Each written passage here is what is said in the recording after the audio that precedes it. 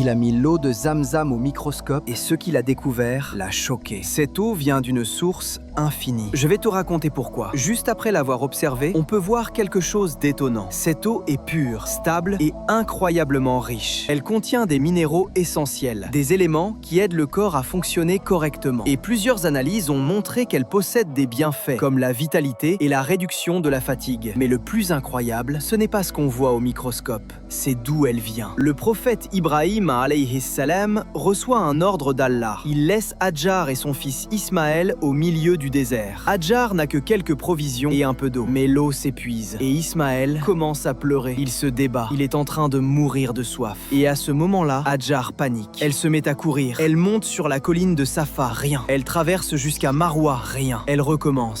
7 fois, elle cherche une solution, une seule goutte, quelque chose, mais il n'y a rien. Et pendant ce temps, Ismaël est au sol. Il pleure, il agite ses pieds. Et là, par la miséricorde d'Allah, une source jaillit. Exactement là où Ismaël avait frappé le sol. L'eau sort avec une force incroyable, tellement forte que Hadjar doit contenir le courant. Et Ismaël dit « Zamzam !» ce qui signifie « Arrête, arrête !» Et la source se calme pour qu'il puisse boire. Et cette eau coule encore aujourd'hui. Alors oui, on peut l'observer au microscope. On peut analyser ses minéraux. Mais la vérité, c'est que Zamzam n'est pas juste une eau, c'est un signe. Dis en commentaire, as-tu déjà goûté cette eau ?